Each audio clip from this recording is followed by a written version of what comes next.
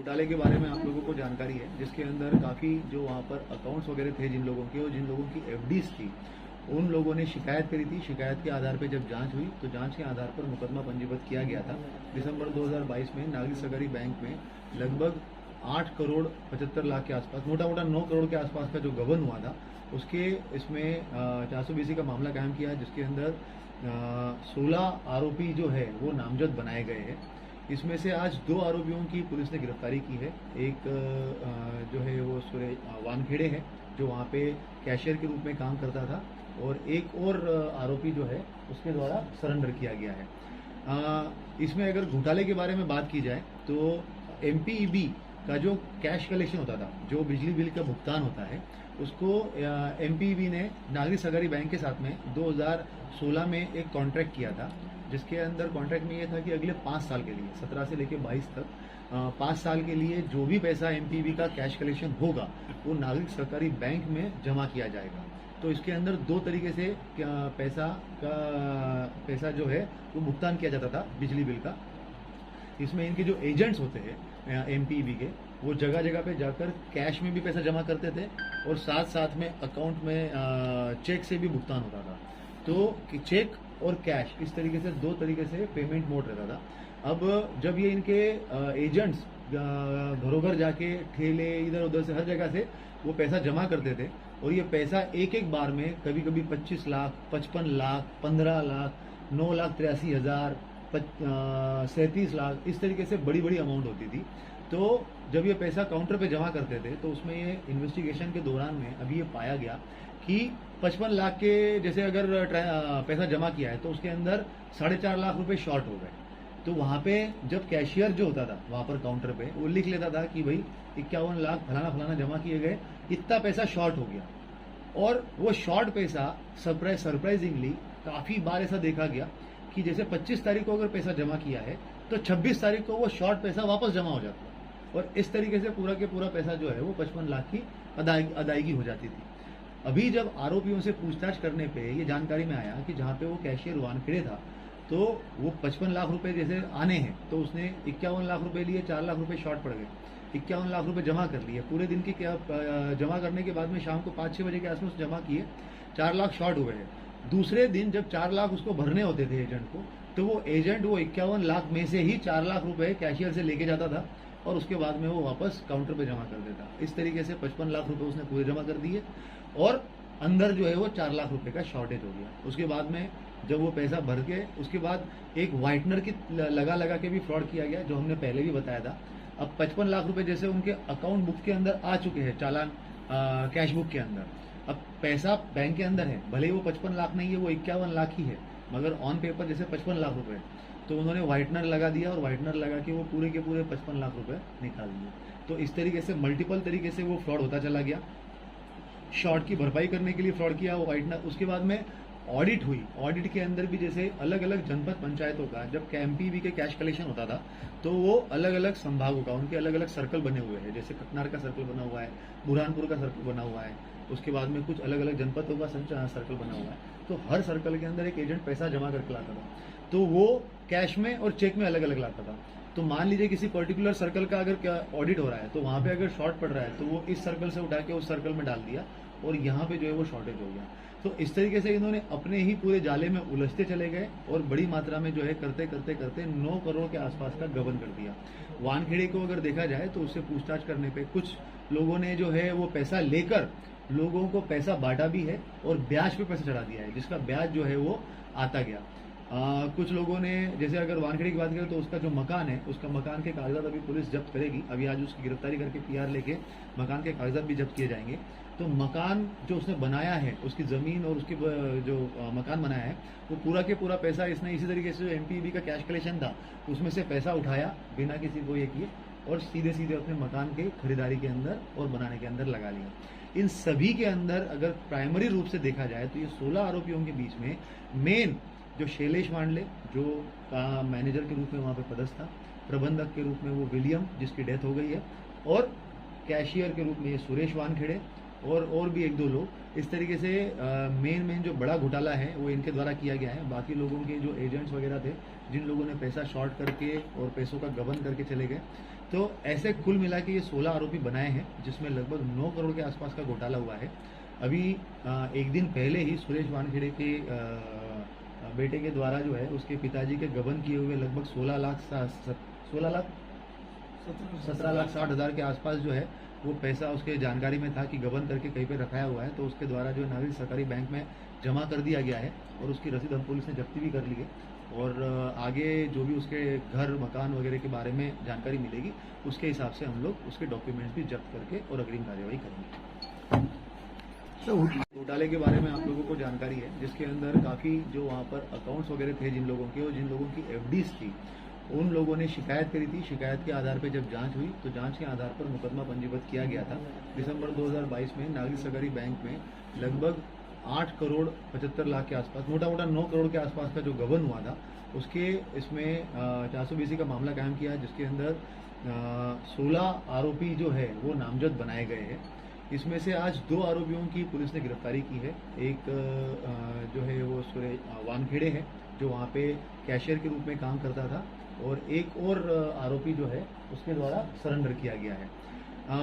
इसमें अगर घोटाले के बारे में बात की जाए तो एमपीईबी का जो कैश कलेक्शन होता था, जो बिजली बिल का भुगतान होता है, उसको एमपीईबी ने नागरिक सहकारी बैंक के साथ में 2016 में एक कॉन्ट्रैक्ट किया था, जिसके अंदर कॉन्ट्रैक्ट में ये था कि अगले 5 साल के लिए 17 से लेकर 22 तक 5 साल के लिए जो भी पैसा एमपीईबी का कैश कलेक्शन होगा वो नागरिक सहकारी बैंक में जमा किया जाएगा। तो इसके अंदर 2 तरीके से पैसा जो है वो भुगतान किया जाता था बिजली बिल का। इसमें इनके जो एजेंट्स होते हैं एमपीईबी के, वो जगह जगह पे जाकर कैश में भी पैसा जमा करते थे और साथ साथ में अकाउंट में चेक से भी भुगतान होता था। तो चेक और कैश इस तरीके से 2 तरीके से पेमेंट मोड रहता था।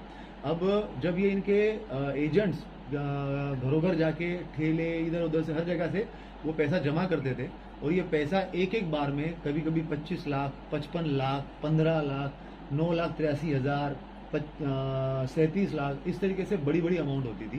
तो जब ये पैसा काउंटर पे जमा करते थे तो उसमें ये इन्वेस्टिगेशन के दौरान में अभी ये पाया गया कि 55 लाख के जैसे अगर पैसा जमा किया है तो उसके अंदर 4.5 लाख रुपए शॉर्ट हो गए। तो वहां पे जब कैशियर जो होता था वहां पर काउंटर पे वो लिख लेता था कि भाई 51 लाख फलाना फलाना जमा किए गए, इतना पैसा शॉर्ट हो गया। और वो शॉर्ट पैसा सरप्राइजिंगली काफी बार ऐसा देखा गया कि जैसे 25 तारीख को अगर पैसा जमा किया है तो 26 तारीख को वो शॉर्ट पैसा वापस जमा हो जाता, और इस तरीके से पूरा के पूरा पैसा जो है वो 55 लाख की अदायगी हो जाती थी। अभी जब आरोपियों से पूछताछ करने पे ये जानकारी में आया कि जहाँ पे वो कैशियर वानखेड़े था तो वो 55 लाख रुपए जैसे आने हैं तो उसने 51 लाख रुपए लिए, 4 लाख रुपए शॉर्ट पड़ गए, 51 लाख रुपए जमा कर लिए। पूरे दिन की जमा करने के बाद में शाम को 5-6 बजे के आसपास जमा किए, 4 लाख शॉर्ट हुए हैं। दूसरे दिन जब 4 लाख उसको भरने होते थे एजेंट को, तो वो एजेंट वो 51 लाख में से ही 4 लाख रुपए कैशियर से लेके जाता था और उसके बाद में वो वापस काउंटर पे जमा कर देता। इस तरीके से 55 लाख रुपए उसने पूरे जमा कर दिए और अंदर जो है वो 4 लाख रुपए का शॉर्टेज हो गया। उसके बाद में जब वो पैसा भर के उसके बाद एक व्हाइटनर की लगा के भी फ्रॉड किया गया, जो हमने पहले भी बताया था। अब 55 लाख रुपए जैसे उनके अकाउंट बुक के अंदर आ चुके हैं, चालान कैश बुक के अंदर, अब पैसा बैंक के अंदर है, भले ही वो 55 लाख नहीं है, वो 51 लाख ही है, मगर ऑन पेपर जैसे 55 लाख रुपए, तो उन्होंने व्हाइटनर लगा दिया और व्हाइटनर लगा के वो पूरे के पूरे 55 लाख रुपए निकाल दिए। तो इस तरीके से मल्टीपल तरीके से वो फ्रॉड होता चला गया।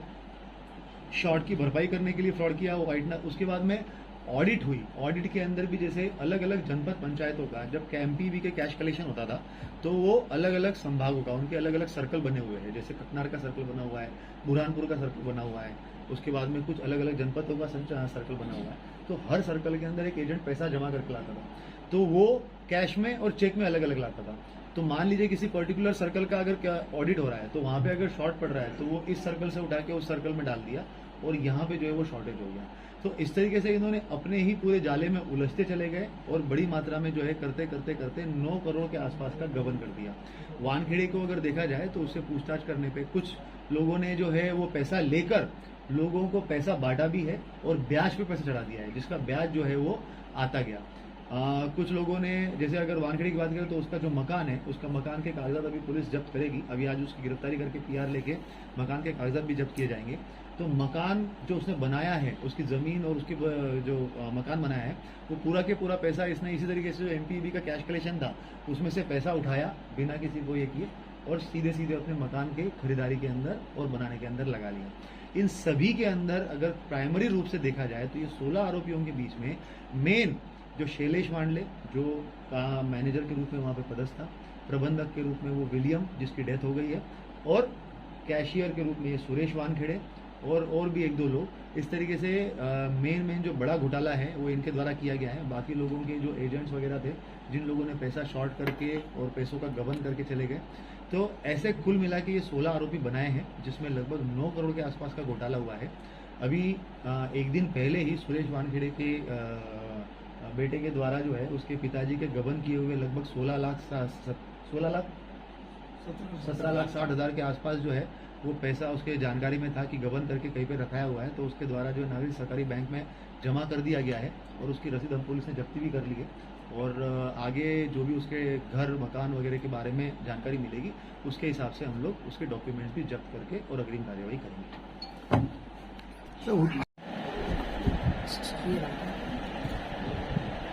अरे यार ये जबरदस्ती कहाँ पे बनाओ, तो खड़े हो फटाफट खड़ो। अरे फालतू नहीं बना रहे। और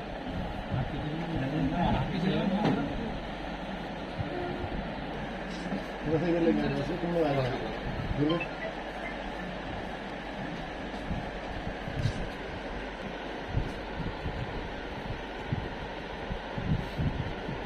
ठीक है, लेके जाओ। घोटाले के अंदर कुल मिला के 16 आरोपी है। अभी हमने 2 आरोपी गिरफ्तारी करी है। इसके पहले 2 आरोपी गिरफ्तार हो चुके हैं, जिसके अंदर एक मुकेश टाडे भी हाल फिलहाल में गिरफ्तार किया था और उसने लगभग 3.5-4 लाख का ही घोटाला था उसके ऊपर। अभी जब्ती हुई नहीं है उसका भी। हम लोग अभी पीआर के लिए आज भरने वाले कि उसका भी हमें पीआर चाहिए ताकि आमने सामना करके और ज़्यादा से ज़्यादा रिकवरी कर सकें। सुरेश वानखेड़े रिपोर्ट के हिसाब से देखा जाए तो उसमें उन्होंने जो पैसा उसने लिया या उसके कैशियर के तौर पे जो जिम्मेदारी थी, तो उस जिम्मेदारी के हिसाब से जैसे 55 लाख रुपए चला गया, तो उसको जिम्मेदारी को नियत करते हुए क्या किया गया है कि ऑडिट रिपोर्ट में शैलेश वांडले मैनेजर है, सुरेश वानखेड़े कैशियर है, ये प्रबंधक है, इन सब में समान रूप से बांट दिया गया है। तो इस तरीके से इन्होंने वो घोटाला निकाला हुआ है। तो उसमें उन्होंने बताया कि 1,98,00,000 उसके द्वारा गबन किया गया है, मगर वो समान रूप से बांटना जो है वो गलत है, क्योंकि प्रबंधक और मैनेजर का जो से है वो ज़्यादा है। तो ये सारी चीज़ें भी देखनी रहेगी और हम लोग ये प्रयास कर रहे हैं कि मैक्सिमम पैसा उसमें से रिकवर करने का हम लोग प्रयास करेंगे। तो एग्जैक्ट अमाउंट तो हम लोग बता नहीं पाएंगे सुरेश वानखेड़े का, मगर मोटा उसके द्वारा जो है एक बड़ी मात्रा में पैसों का गबन किया गया है, जो 1 करोड़ के आसपास है या उससे ज़्यादा ही है। जिसकी डेथ हो गई है उनसे भी कोई पैसा, जिनकी डेथ हो गई है डेथ सर्टिफिकेट लगा के उसकी फॉर्मल वो गिरफ्तारी में शुमार किया जाएगा। और हमारा प्रयास ये रहेगा कि बाकी लोगों से भी पूछताछ करके उसके द्वारा पर्टिकुलरली और कहाँ पे पैसा अगर लिया गया है और जो ऑन पेपर जिम्मेदारी नियत होती है, तो उसके आधार पे जो पैसा निकलेगा और अगर उनके नाम पे कोई प्रॉपर्टी वगैरह है तो उसको जब्ती करने का पुलिस प्रयास है। सर, जिनका पैसा बैंक में जमा था तो लेकर अगर कर्मचारी इनके पैसे जमा देना चाहिए। अभी हम लोगों ने एक लिस्ट निकाली है जिसमें जो एफडी है वो एफडी कुल मिला के 876 लोगों की एफडी हमारी जानकारी में आ गई है कि इतने लोगों की एफडी जो है वहाँ पे थी, जिन लोगों की मैच्योर भी हो गई है और उनको वापस देना भी है, मगर बैंक क्योंकि बैंकरप्ट हो चुका है तो वो पैसा दे नहीं पा रहा है। और हाल फिलहाल में जो कुछ पैसा इसके परिवार के द्वारा गबन का पैसा जो बैंक में जमा किया गया है, तो उसमें से वो गरीब लोगों का जो पैसा हुआ है वो सारा के सारा बैंक, वो उनका अलग से विषय है, वो भुगतान करेंगे। मगर लगभग 876 लोगों की एफडी जो है वो वहाँ पे थी। और सेविंग अकाउंट के बारे में भी हम लोगों ने जानकारी मांगी है कि कितने लोगों के सेविंग अकाउंट से और कितने लोगों ने लोन लिया। नागरिक सहकारी बैंक के अंदर लगभग 9 करोड़ के आसपास का जो घोटाला हुआ था, जिसमें दिसंबर में मामला कायम हुआ था। अभी तक 2 आरोपियों की पहले गिरफ्तारी हो गई थी, अभी 2 आरोपियों की और गिरफ्तारी हुई है। कुल मिला के 4 आरोपियों की गिरफ्तारी हो चुकी है और पुलिस लगातार प्रयास कर रही है उसमें से रिकवरी करके और अग्रिम कार्रवाई करने की। आरोपियों से जो है वो एक आरोपी के परिवार से एक रसीद बरामद करी है, जो उसके द्वारा गबन का पैसा नागरिक सहकारी बैंक में लगभग 16,70,000 के आसपास या 17,60,000 के आसपास पैसा जमा किया है। तो उसकी रसीद बरामद की गई है और साथ साथ में अभी जो मकान में उसने पैसा इस्तेमाल किया था तो मकान के डॉक्यूमेंट्स वगैरह वो भी जब्त करने का भी पुलिस पीआर लेके प्रयास करेगी। अभी तक इस पूरे मामले में कितने आरोपियों की गिरफ्तारी हो चुकी है? अभी तक 4 आरोपियों की गिरफ्तारी हो चुकी है। सर हत्या को लेकर